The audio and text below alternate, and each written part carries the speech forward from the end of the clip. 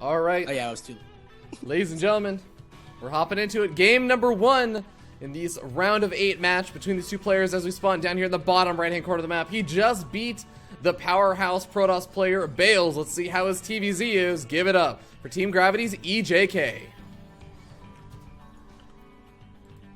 And his opponent in the top left corner, rocking that blue. He's on the flip side tactics. It is JonSnow. You know, I don't think I've ever seen a game where JonSnow goes for green. And I feel like that's like the flip side tactics color. Yeah. Team manager Puck might want to have a word with always him. goes for purple. Yeah, that's true. And, I feel like I usually see Scarlet as red. I generally see Scarlet as red. Or maybe it's just in my mind. I see her as pink. Red. Oh, no, sorry, would sorry, hope you're right. Pink. Yeah.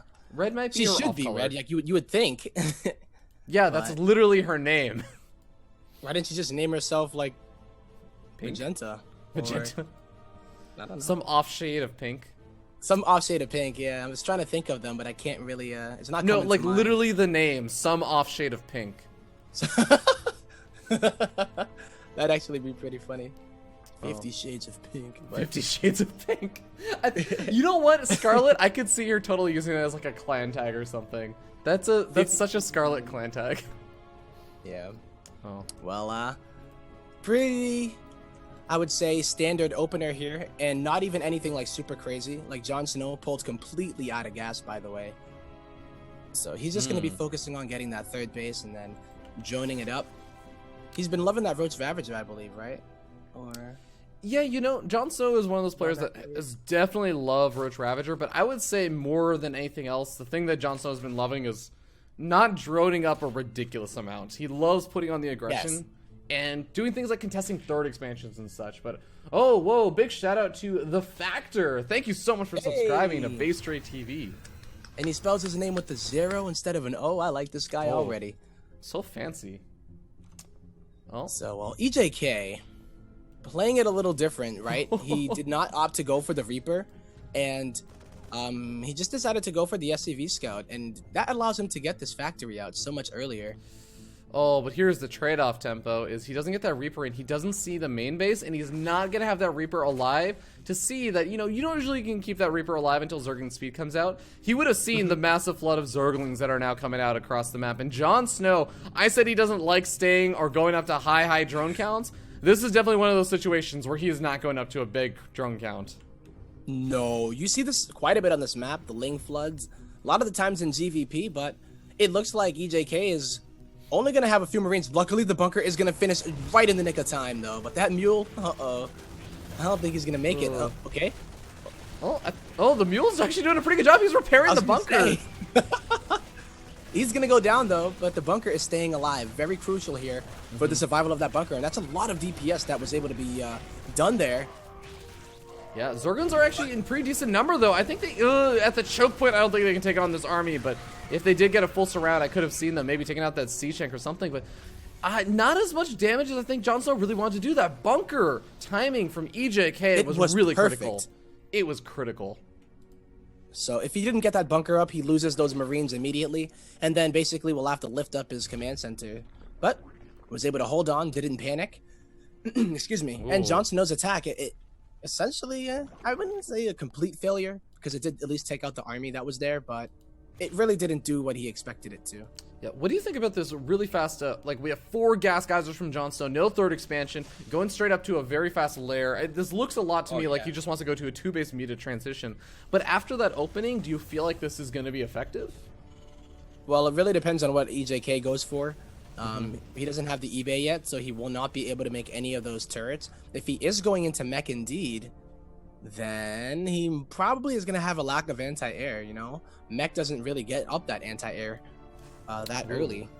And they usually try to play it a bit more defensive, unless they go for, like, Liberators, but... We got double Starport also coming out. I'm starting to remember, Tempo, I'm starting to remember all those conversations I had with EJK. I knew I had him for a reason. Okay. He was telling me that specifically the thing he's been going for a lot of is, like, that air mech style. It's not just traditional normal mech. He loves going for that air mech, and we have the double Starport, Tech Labs on both of them. He's going to be pumping out a lot of those Banshees right now with Cloak, and...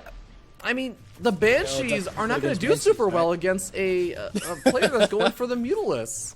Yeah, I don't know about that one, but if he continues to make a Viking from one of them and then goes for the Banshee on the other, he can probably deal with the Mutas in like a decent way, but I don't think he's going to have enough to really combat that first big swell of Muta. I mean, he saw the Spire, though. That's a really, really important reveal. And now that he's seen the Spire, he can, immediately switch in and say, like, okay, well, you got a Spire? Cool, I got 2 starports pumping out Vikings. By the time the Mutals actually pop for JonSnow, I think there's going to be 4 Vikings out. Or sorry, 4 Liberators out by the time they actually get to the other side of the map. Well, I don't know. They're about to be popping very, very soon. And he can't even make Liberators 2 at a time. He will be making them, though. So he's smart enough to be like, okay, what is one thing that would really screw me over? And that definitely would be the Muta. So the fact that he was able to see that, I think that is so good. If JonSnow put it in a different location, he would have been unlucky. But it's hard to predict. Like, where is he going to scan? Usually the main, but... Well, Hellions definitely spot the Mutalisk on top of having seen them earlier, but he knows the exact time of when they're going to be popping out. Liberators are out, at least 2 of them. The other 2 are still in production. Still going to be a while. Liberators do take quite a bit of time to actually produce, 43 seconds. But well, missile turrets are going to be able to buy more than enough time for that. Yeah, that was a big deal. Uh-oh, he's going to jump on these 2 Liberators that just came out. One of them already ends up going down, and none of the Mutalisks have died. This is something that I ended up seeing fairly recently. I'm trying to remember the player who ended up doing this. You may have even been there, Tempo, where we ended up seeing a Zerg player go for like these Mutalisks, and he would just keep picking off the Liberators before they got up to a big number. And he would just continue to be effective with the Mutalisks because of that. Oh, wow. Well, I don't know about this here out of JonSnow. He's going for Lingbane Muta, yet he has identified at least the opener. He sees Hellbats at the bottom of the ramp. And I don't know if he's completely identified that it is going to be mech. Oh, wow. Okay, he's going to add Corruptors here. The Corruptors are an interesting choice. I mean, it makes sense to go for those Corruptors against a big Liberator composition. Mutalisks are still, of course, going to try and do whatever kind of picking away damage they can do. But yeah, I don't know. Like, maybe it's not actually going to be Ling Bling Muta. Maybe it's just going to be Bling Corruptor Muta. Like, he's not even going to worry about keeping his Zergers alive. He's just going to pump out a ton of Banelings to massacre all the Hellions. And then after the Hellions are gone, he goes in with the Corruptors and kills off the Liberators. And then the Zergans can come in or something. Or the Mutalisks can come in. Yeah, a very different unit composition. He is starting to get roach speed now. So he at least is going to be able to have some of those roach Ravagers deal with those Liberators pretty well. But the Corruptors do a damn good job themselves. But here comes the push from EJK. This is not even a +1 at all. EJK... he's just going to attack.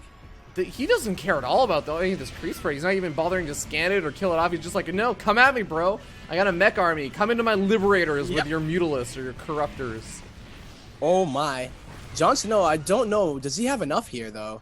His ground army is really not that scary. He's not doing any kind of counterattacks, but he is setting up the surround.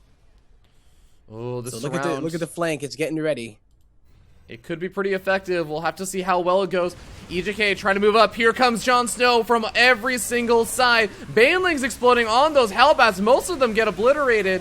Some of the Marines splitting pretty well, and EJK seems like he still has at least the air army still alive, but that's not going to be for very much longer. Corruptors taking him out. JonSnow. Ooh, that flank was pretty sexy. You know, Tempo, I feel like JonSnow learned a thing or two from that series that they played in Ladder Heroes earlier on yesterday. Oh. Like, that's my thought process, is yeah, EJK did this kind of style, and JonSnow was like, actually, this is how I'm going to deal with it, because I'm not going to let this out. I'm not going to lose to EJK again. Let it happen again? Yeah. Oh. Uh-oh.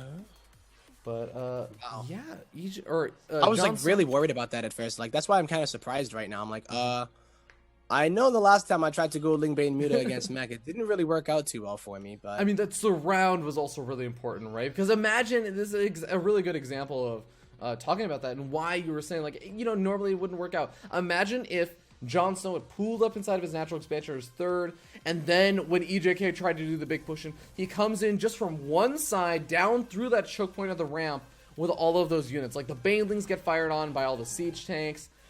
It doesn't go nearly as well. Maybe he still ends up winning out in the air, but I actually think that probably in that situation, EJK ends up taking that pretty handily. But because he comes in from every side and the splash from the north, from the south, from the north to the south, EJK is not able to deal with like any of that harassment or like that big attack, because the Hellbats aren't nearly as effective when it's coming in from every single side. And like you can't target fire Banelings. Like no, you have to worry about potentially picking up. I think you had like one medevac maybe, but it just came crashing down. And, that's gonna put one on the board for JonSnow, Fear Dragon. Yep, we're hopping into Dust Towers for game number 2. We'll see you guys there. All right, ladies and gentlemen, we're hopping into a game number 2 as we spawn down here in the bottom left-hand corner of the map on top of the green Terran player, the mech god himself from Team Gravity. It's EJK. And his opponent, oh boy, is spawning, you think, over here in the top. Representing Flipside Tactics, give it up for JonSnow. Fear Dragon. Well, getting a little bit styling on us here. This is something I've seen Scarlet do a lot lately. Yep. Speaking of Scarlet, you thought that we brought her up in the last game because it was just a random thing? No. She was actually here in spirit, channeling herself into this game. Yeah, it's also worth mentioning that JonSnow, he went for that big Zergling flood. He really tried to make some big damage happen in the last game with early aggression, and that's kind of what he's trying to do again on this map as well. So this kind of just really shows you guys, JonSnow is not a player that you can really just play super duper greedy with. You can kind of get away with whatever macro-oriented play. No, JonSnow is out there to end your life in StarCraft. He is out there to end your tournament run, your career run, your dreams. Your dreams. You know, if you have steal a your girlfriend, home, perhaps like your kids are like, yeah, go, Dad, you can do it. No, JonSnow is like, no, I'm just gonna wreck you right here. Whoa. Ooh, wait, EJK almost sends the SCV down to the low ground. Doesn't end up doing it. I think he's gonna try. I think he's gonna. Is he gonna go through 3cc?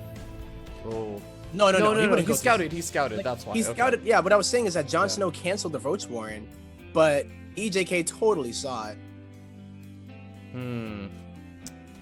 Yeah, he didn't end up seeing like the Roach Warren or anything getting canceled, but Zergans are going to be chasing that SCV down. I don't know if EJK realized specifically what this is. I mean, he probably does. He's going for these additional walling in. I'm pretty sure he's aware of what's going on.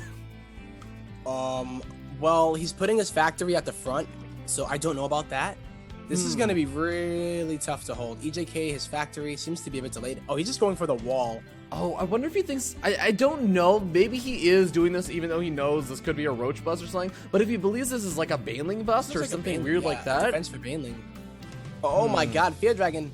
He is about to be in for a rude awakening. Because there's a hatchery inside of his natural, or rather his third, if you want to call it that.